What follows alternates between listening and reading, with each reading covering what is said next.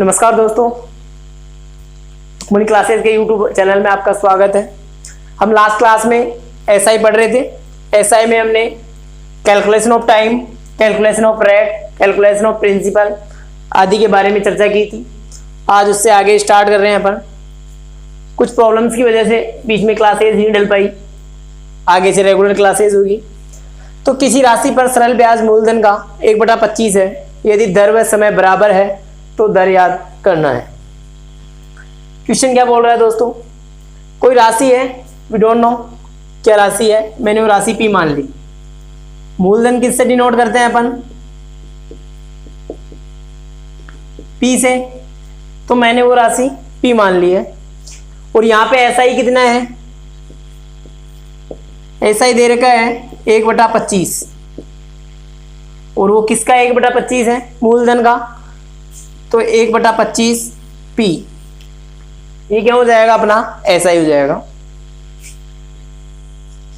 SI का जो formula होता है मैंने लास्ट क्लास में बताया था, P R multiply T upon 100। यह क्या होता है, फॉर्मूला होता है एसआई का।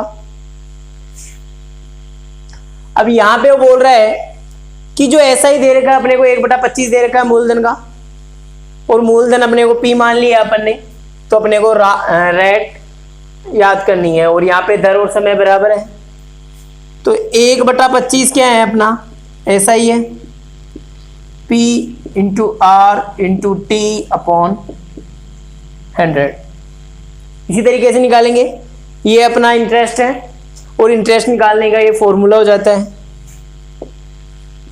1/25 P equals to P R. और क्वेश्चन में दिया हुआ है कि समय और दर दोनों बराबर हैं, तो क्या मैं टी की जगह आर लिख सकता हूं। क्वेश्चन में गिवन है कि रेट भी बराबर है और टाइमिंग भी बराबर है, तो मैं टी की जगह आर ले लिया मैंने। इस पी से ये कैंसिल हो गया, इस 25 से ये 100 कैंसिल हो गया और ये कितना बच गया, 4। P से P कैंसिल हो गया, 25 से 100 कैंसिल किया मैंने, 4 टाइम कैंसिल हुआ। अब यहाँ पे क्या बच गया,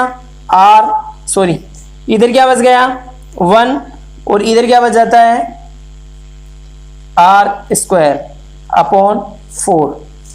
क्या ये 4 1 से मल्टीप्लाई होगा, इसको आगे मैं यहां ले जाता हूं। तो ये क्या था, 1 इक्वल्स टू r² अपॉन 4। ये 4 1 से मल्टीप्लाई होगा तो 4 इक्वल्स टू r², और r² स्क्वायर इसको हटाएंगे तो ये इधर अंडरूट लग जाएगा और ये r हो जाएगा। तो r की वैल्यू कितनी हो जाएगी, 4, 2 हो जाएगी r की वैल्यू। तो रेट क्या आ जाएगी अपनी, 2%। क्या रेट हो जाएगी, 2%। समझ में आया होगा आपके दोस्तों। मैंने कुछ भी नहीं किया। क्वेश्चन बोल रहा है कि किसी राशि पर सरल ब्याज मूलधन का 1/25% है। कितना है, 1/25%। यदि दर और समय दोनों बराबर बता रहा है वो, तो अपने को दर याद करनी है। मैंने मूलधन P माना, यहां से मैंने ऐसा ही निकाला 1/25 P। 1/25 P कब आएगा, P into R into T upon 100 होगा, ये फॉर्मूला ऐसा ही का।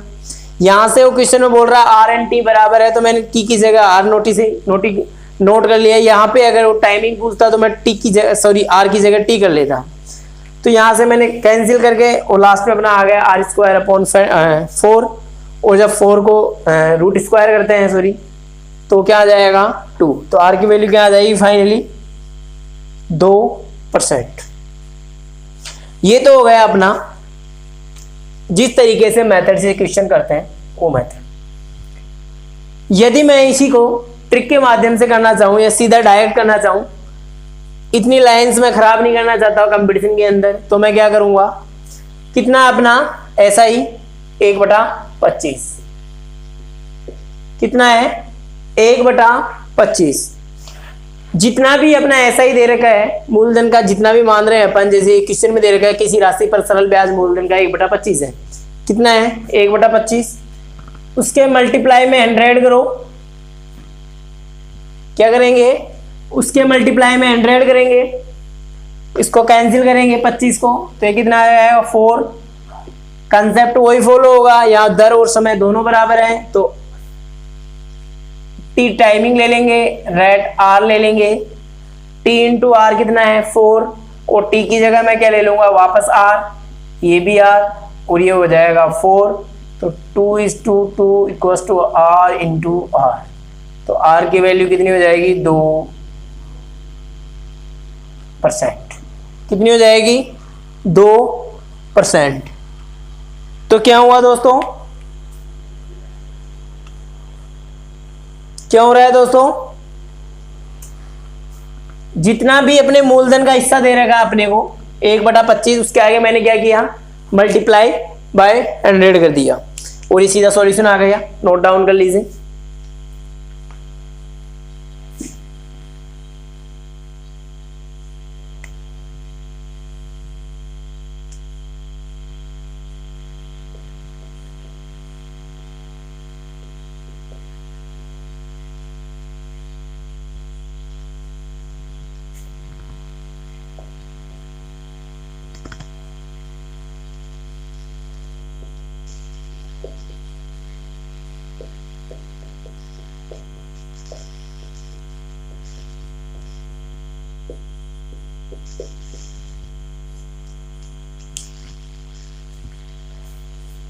आई थिंक आपने नोट कर लिया होगा। यदि आपने नोट नहीं किया हो तो वीडियो को पॉज करके आप नोट कर सकते हैं। ऐसा ही एक और क्वेश्चन लेता हूं मैं। सरल ब्याज यदि मूलधन का 1/4 है तो दर याद करनी है। इसमें भी कंडीशन वही रहेगी कि यहाँ पे टाइमिंग इक्वल्स टू रेट दोनों बराबर होंगी। क्या होंगे, दर और समय बराबर होंगे। और सरल ब्याज कितना है मूलधन का 1/4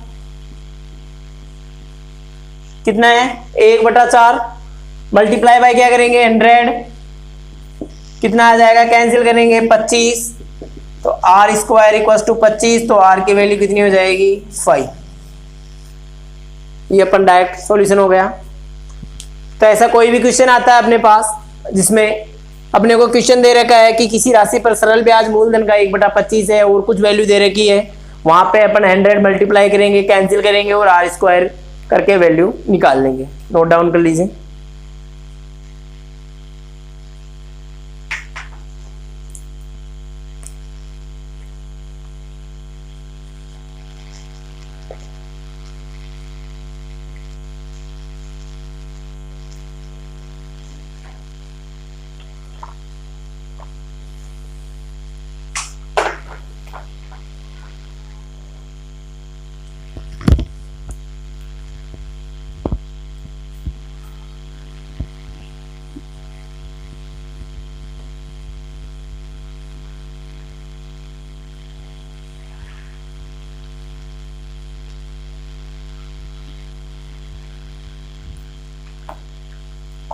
नेक्स्ट क्वेश्चन है,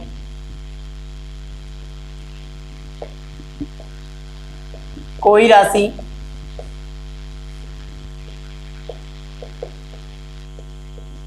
तीन वर्षों में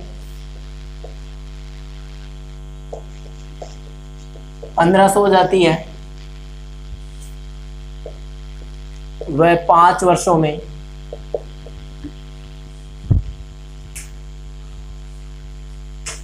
सॉरी 3 वर्षों में नहीं है 5 वर्षों में है।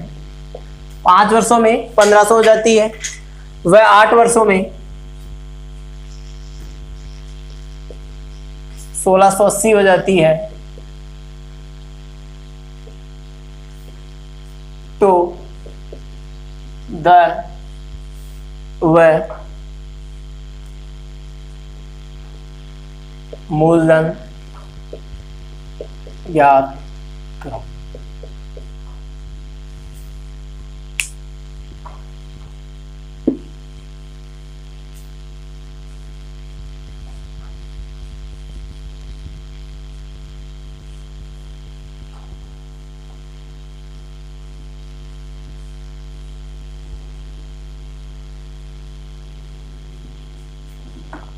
क्या बोल रहा है क्वेश्चन,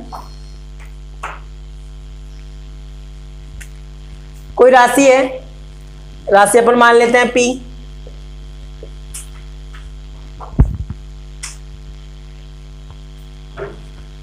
राशि क्या मानेंगे पी हो जाएगी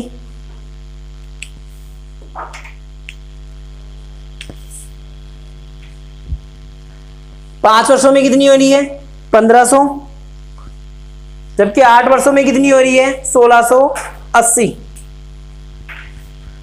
तो मैं क्या मान सकता हूं P plus 8 SI equals to 1680,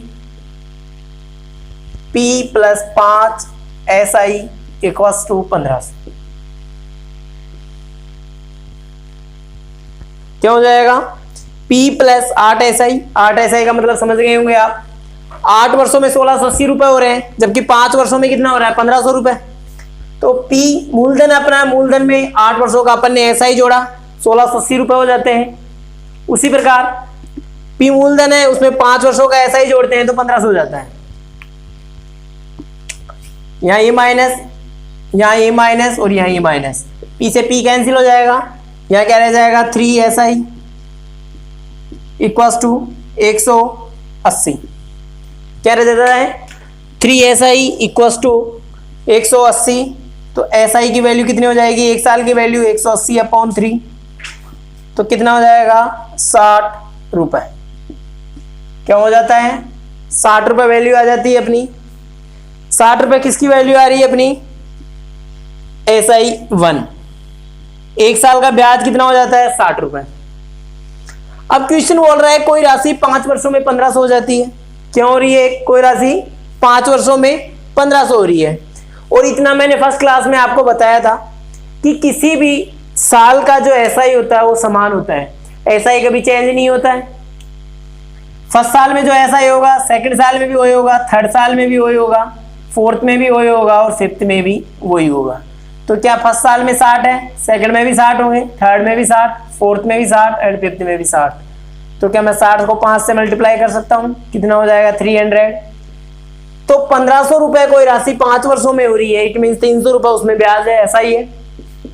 तो 1500 में से मैं 300 रुपए मैं लेस करूंगा, कितना आ जाएगा 1200 रुपए। क्या आ जाएगा 1200 रुपए। और ये 1200 क्या हो जाएगा मूलधन, जिसे P से डिनोट करेंगे, और वो क्या हो जाएगा 1200 रुपए। 1200 रुपए जब मूलधन आ रहा है अपना, तो रेट इंटरेस्ट क्या है SI1 आया था अपने पास 60 रुपए। तो 60 रुपए 1200 का कितना परसेंट है वो कैलकुलेट करेंगे तो कितना आ जाएगा 5%। कैसे आ जाएगा 5%, या तो कैलकुलेट कर लीजिए, 00 से 00 कैंसिल हो गई, 12 का बाद 60 में देंगे तो 5%। या फिर दूसरा तरीका याद कीजिए, मैंने जब मैथ स्टार्ट की थी आपकी फर्स्ट क्लास में, मैंने परसेंटेज आपको पढ़ाया था, परसेंटेज निकालना बताया था। किसी भी संख्या का 10% निकालते हैं तो लास्ट वाली संख्या एक डिजिट को छोड़ के दशमलव लगा देते हैं तो वो कैंसिल हो जाता है। तो यहाँ पे अपने पास वैल्यू थी 1200, 1200 में से एक जीरो हटाएंगे, एक छोड़ के पॉइंट लगाएंगे, एक जीरो हट जाएगा, कितना आ जाएगा 10%, 1200 रुपये, सॉरी 120 रुपए। अपने को 60 निकालना है, तो 60 क्या हो जाएगा 120 का आधा, तो 10 का आधा क्या हो जाएगा 5%। नोट डाउन कर लीजिए।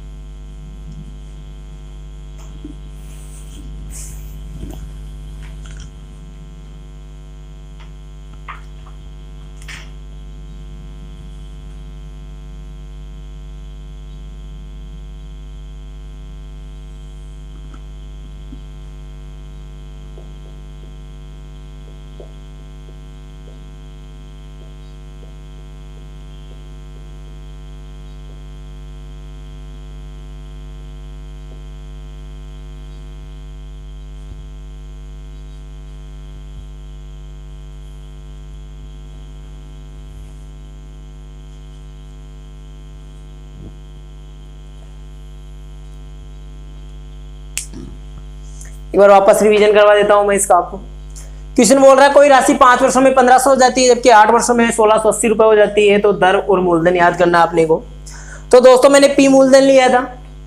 पी में मैं 8 वर्षों का ऐसा ही ऐड करता हूं तो 1680 रुपए अपने को क्वेश्चन में गिवन है। उसी प्रकार पी में मूलधन में यदि मैं 5 वर्ष का ऐसा इंटरेस्ट करता हूं, इंटरेस्ट ऐड करता हूं 5 वर्षों का, तो 1500 हो जाता है। यहां से क्या हो जाएगा, 8 वर्षों में से 5 वर्षों का ऐसा ही लेस करूंगा मैं, सीधा भी 3 वर्ष ही आएगा। 3 वर्षों का ऐसा ही कितना है, 180 रुपए है, तो 1 वर्ष का ऐसा ही 180 में 3 से डिवाइड करूंगा तो कितना आ जाएगा, 1 वर्ष का ऐसा ही 60 रुपए। अब दोस्तों ये तो आपको भी पता है, हर साल का ऐसा ही सेम होता है, ऐसा ही में कोई चेंजिंग नहीं होता। 1 साल का ऐसा ही 60 रुपए है। तो क्वेश्चन फर्स्ट लाइन में बोल रहा है 5 वर्षों में कोई राशि 1500 हो जाती है। 1 साल में 60 रुपए इंक्रीज हो रहे हैं, 60 रुपए ब्याज हो रहा है, तो 5 साल में कितना ब्याज हो जाएगा, 60 को मैं 5 से मल्टीप्लाई करूंगा तो 300 रुपए हो जाएंगे। 5 वर्षों में कोई राशि 1500 हो रही है, 300 रुपए उसमें ब्याज के हो रहे हैं, तो कितना हो जाएगा, 1200 रुपए। और जो 1200 रुपए है क्या आ गया, अपना मूलधन आ गया, तो मूलधन को पी से डिनोट करते हैं, 1200 रुपए आ गए। 1 साल का ऐसा ही अपने पास 60 रुपए आ रहा है, जबकि मूलधन अपने पास 1200 रुपए है, तो 60 1200 का कितना परसेंट है, तो वो 5% की वैल्यू आ जाती है। इसके आगे अपन एक नया हेडिंग स्टार्ट करेंगे, इसमें राशि का n गुना होना। क्या होना, राशि का n गुना होना। दोस्तों सबसे पहले मैं डबल करता हूं, तो डबल कैसे होगा, कोई भी वैल्यू, कोई भी मूलधन अपन 100% मानते हैं, तो 100 को डबल करने के लिए मैं वापस क्या करूंगा, 100 क्या करूंगा, 100 प्लस 100 इक्वल्स टू 200, और ये क्या हो जाएगा, डबल। तो क्या मैं ये बोल सकता हूं कि 100 रुपए तो इसमें मूलधन है जिसे मैं पी से डिनोट करता हूं, और 100 रुपए इसमें इंटरेस्ट है जिसे मैं एसआई से डिनोट करता हूं। तो यदि मैं क्वेश्चन में बोलता हूं कि कोई राशि अपने आप से डबल हो जाती है, इट मीन 100% से इंक्रीज हो रही है। क्या हो रहा है, यदि कोई राशि डबल हो रही है तो वो 100% से इंक्रीज हो रही है, या फिर अपन ये सब बोल सकते हैं कि वो राशि में एसआई कितना परसेंट, अपना 100%। ये डबल है। यदि मैं बोलूं 3 टाइम बढ़ रहा है, तो उसमें क्या होगा, 100% तो अपना मूलधन हो जाएगा और 200% इंटरेस्ट हो जाएगा। क्या हो जाएगा, 100% 100 तो अपना क्या हो जाएगा, मूलधन हो जाएगा, और 200% अपना इंटरेस्ट हो जाएगा।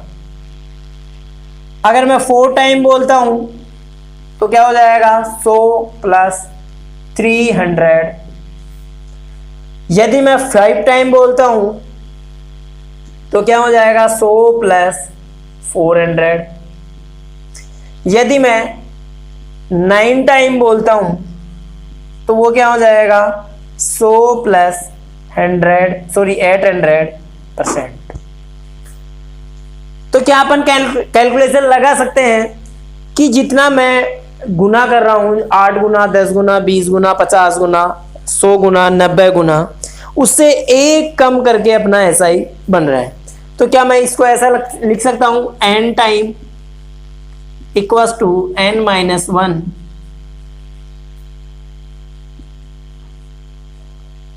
n minus 1 multiply by 100%। क्या हो जाएगा, n माइनस 1 मल्टीप्लाई बाय 100%। ये क्या हो जाएगा, अपना SI, सिंपल इंटरेस्ट। इसको एक बार नोट डाउन कर लीजिए।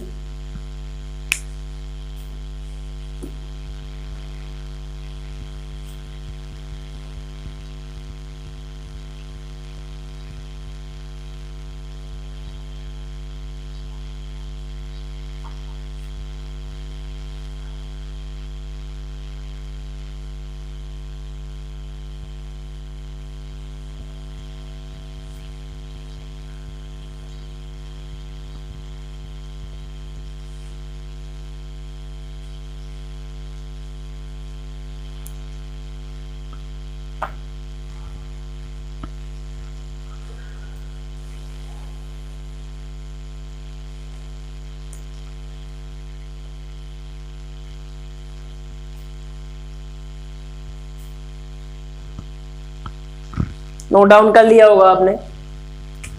तो दोस्तों मैंने, जैसे मैं आपको क्वेश्चन बोलता हूं कोई राशि 20 वर्षों में 20 गुना हो जाती है, तो क्या मैं सीधा ये बोल सकता हूँ 1900% ब्याज हो जाएगा उसमें। जैसे मैं क्वेश्चन बोलता हूँ कोई राशि 10 वर्षों में 12 गुना हो जाती है, तो क्या मैं 1100% इंटरेस्ट बोल सकता हूँ सीधी भाषा में। तो ये जो फॉर्मूला बोलता है एन टाइम, तो एन टाइम में n-1 मल्टीप्लाई बाय 100, ये क्या हो जाएगा अपना ऐसा ही हो जाएगा। तो यदि आपने ये चीज ढंग से डिनोट कर ली कि 100 लेस करके या 1 लेस करके n में से मल्टीप्लाई बाय 100 करते हैं वो इतना ऐसा ही हो जाता है, तो ऐसा कोई भी क्वेश्चन आप बिल्कुल सेकंडों में कर सकते हो। कैसे? फर्स्ट क्वेश्चन लेता हूं मैं, यदि एक राशि 20 वर्षों में 4 गुना हो जाती है तो दर याद कीजिए। क्वेश्चन है यदि कोई राशि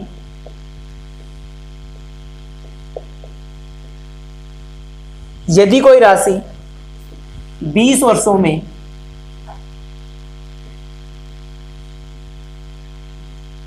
4 गुना हो जाती है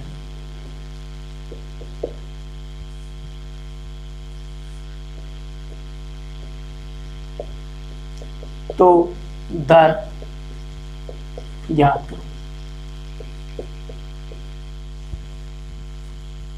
क्या करना है? दर याद करनी है। क्वेश्चन को देखते हैं, आप बोल सकते हो कि ब्याज कितना है इसमें, 4 गुना हो रही है, इट मीन 300%। और 300% बढ़ कितने वर्ष में रहा है? 20 वर्षों में, तो 20 से मैं डिवाइड कर दूंगा, कितना आ जाएगा? 15। कितना आ जाएगा? 15%। एक साल में 15% बढ़ रहा है, 20 वर्षों में कितना बढ़ेगा? 300%। या फिर 4 गुना हो रही है, 300% बढ़ रही है 20 वर्षों में, 300 में 20 का डिवाइड करूंगा, कितना परसेंट आ जाएगा? 15%। तो डायरेक्ट कुछ भी नहीं करना, कुछ कैलकुलेशन नहीं करनी। यदि आपको ये ट्रिक याद है, यदि आपको इतना पता है कि कितने गुने में कितना % ब्याज होता है और अपने को टाइमिंग दे रखी है, तो अपन डायरेक्ट सॉल्यूशन कर सकते हैं।